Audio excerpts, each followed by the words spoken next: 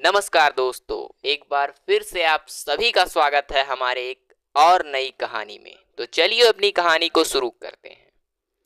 अनजान नंबर से कॉल था। गोपाल ने जैसे ही कॉल रिसीव किया, उधर से कहा गया, हम पुलिस स्टेशन से बोल रहे हैं। आपकी पत्नी यहाँ पुलिस स्टेशन में बैठी है, जल्दी आ जाइए। इतना सुनते ही गोपाल के पैरों के नीचे से जमीन खिसक गई। वह ऑफिस से छुट्टी लेकर पुलिस स्टेशन की तरफ दौड़ा। गोपाल ने ऑटो पकड़ने के बाद पत्नी को फोन मिलाया, मगर उसका फोन बिजी आ रहा था।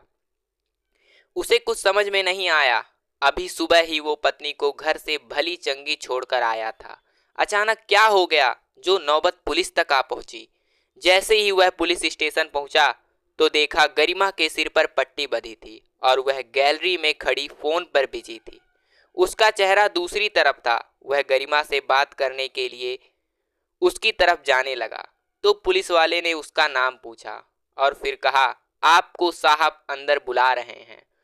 वह ऑफिस में पहुंचा तब थानेदार ने कहा, आपकी पत्नी ने आपके माता पिता के खिलाफ मारपीट की रिपोर्ट लिखवाई है। गोपाल बोला, साहब मेरे माता पिता बिल्कुल गाय जैसे हैं। ऐसा काम वे किसी भी हालत में नहीं कर सकते। मेरी पत्नी झूठ बोल रही है। थानेदार ने कहा, देख भाई, ये आप लोगों का घरेलू मामला है। हमने सिर्फ रिपोर्ट लिखी है। आपकी पत्नी तो धारा 307 लगाने के लिए कह रही थी। अगर ऐसा हुआ होता तो आपके माता पिता के लिए मुश्किल खड़ी हो जाएगी। एक बार उसे समझा कर देख लो, वरना हमें तो वही करना पड़ेगा जो वह चाहती है। गोपाल उठकर पत्नी के पास गया। उसे देखते ही वह अपने सिर पर उंगली लगाते हुए बोली, देख लो अपनी माँ बाप की करतूत। ये तो किस्मत में बच गई, वरना आज तो उनका इरादा कुछ और ही था। गोपाल उसकी तरफ देखते हुए बोला, यकीन नहीं होता। वह गुस्से से बोली, मैं जानती हूँ तुम यह ही कहोगे, क्योंकि वे तुम्हारे अपने जो हैं। मेरा क्या है, मैं तो पराई हूँ। गोपाल उसके सामने हाथ जोड़ता हुआ बोला, प्लीज वो रिपोर्ट उठा लो। हमें घर चलकर बात करते हैं, वरना पुलिस मम्मी पापा को गिरफ्तार कर लेंगी। गरिमा फुफकारते हुए बोली, मेरी जान बच गई और तुम्हें अभी और अपने माता पिता की चिंता सता रही है।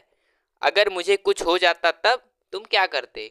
गोपाल हाथ जोड़े हुए ही बोला, प्लीज माफ कर दो। अगर मम्मी पापा ने ऐसा किया होगा तो मैं उन्हें समझाऊंगा।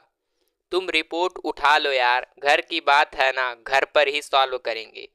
गरिमा बोली, कौन सा घर, मेरा यहाँ अब कोई घर नहीं। मैंने अपने मम्मी पापा को बुला लिया है। मैं अब हमेशा के लिए मायके जा रही हूँ। जल्द ही तुम्हें तालाक के कागज मिल जाएंगे। गोपाल बोला, ऐसा मत करो गरिमा, मैं तुमसे प्यार करता हूँ, तुम भी मुझसे प्यार करती हो। अभी अभी तो हमारी शादी हुई है, 1 साल भी पूरा नहीं हुआ। अभी तो बहुत साल हमें साथ जीना है। गरिमा बोली, ठीक है, मैं तुम्हें छोड़कर नहीं जाऊंगी, मगर तुम्हें एक वादा करना होगा। आज के बाद तुम अपने मम्मी पापा से कोई रिश्ता नहीं रखोगे। बोलो मंजूर है। गोपाल बोला, ये नामुमकिन नाम है। मैं ऐसा नहीं कर पाऊंगा, क्योंकि मैं उनकी एकमात्र संतान हूँ। मेरे सिवा उनका इस दुनिया में कोई नहीं है। तुम कहोगी तो तुम्हारे लिए अलग घर किराए पर ले लूंगा, मगर बुढ़ापे में मैं उनको अकेला नहीं छोड़ सकता। वह बोली, प्राइवेट जॉब करते हो, 20,000 रुपए तुम्हारी पगार है। इतने में तो मेरा खर्चा भी नहीं निकलता। 2 घरों का खर्च कैसे चलाओगे। तुमसे कुछ नहीं होगा, मैं जा रही हूँ। गरिमा के माँ बाप आ गए। वह उनके साथ चली गई। गोपाल घर पहुंचा तो उसके माता पिता ने बताया कि बहुत पहले तो उनसे बहस कर रही थी, फिर जानबूझकर खुद ही अपने सिर पर चोट पहुंचाई थी, फिर उन्हें सबक सिखाने की धमकी देकर थाने चली गई। गोपाल का मन बेचैन था। उसे ना गरिमा पर विश्वास हो रहा था, ना ही अपने माता पिता पर।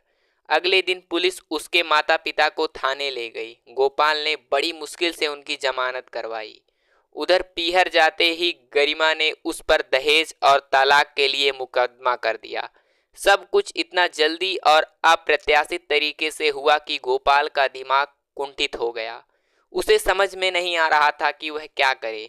गोपाल की माँ और गरिमा के बीच झगड़े तो होते रहते थे, मगर नौबत तलाक और मुकदमे तक ना जाती। ऐसा गोपाल ने सपने में कभी नहीं सोचा था। गरिमा को तलाक लेने की इतनी जल्दी थी कि उसने गोपाल से कहा कि वह सारे मुकदमे वापस ले लेगी अगर वह तलाक के कागजों पर दस्तखत कर दे।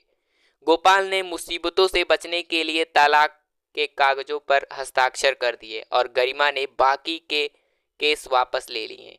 इस तरह से दोनों अलग हो गए। गरिमा पढ़ी लिखी ग्रेजुएट थी।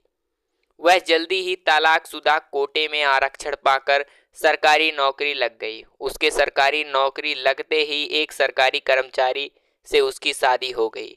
जैसे ही गरिमा की सरकारी नौकरी लगी, गोपाल सारा माजरा समझ गया। एक दिन वह वहां जा पहुंचा जहां गरिमा नौकरी करती थी। जैसे ही गरिमा छुट्टी के बाद ऑफिस से बाहर निकली, वह अचानक उसके सामने आ गया और बोला, तो ये था तुम्हारा खेल। गरिमा चौंक उठी। और कौन सा खेल? वह बोला, तलाकशुदा कोटे में आरक्षण पाकर नौकरी में लगना। वह बोली, क्यों बकवास करते हो, जाओ यहाँ से।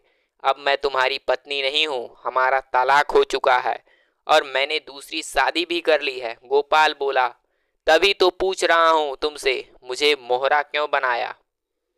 तुम्हें नौकरी से लगनी थी तो लग जाती, मेरे साथ खेल क्यों किया? गरिमा अपनी औकात में आते हुए बोली, इसीलिए क्योंकि मैं पढ़ाई में इतनी अच्छी होशियार नहीं थी।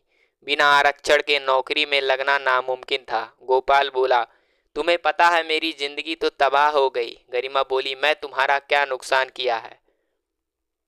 ना तुमने कोई भरण पोषण के लिए हर्जाना लिया, ना ही तुम पर केस की पेंडिंग छोड़ा, ना मैंने किसी कानून का उल्लंघन किया। जीवन साथी पसंद ना आए तो तलाक लेने को मुझे हक है और फिर तलाकशुदा कोटे में से आरक्षण लेने का भी हक है। फिर वह गोपाल को वहीं छोड़कर आगे बढ़ गई।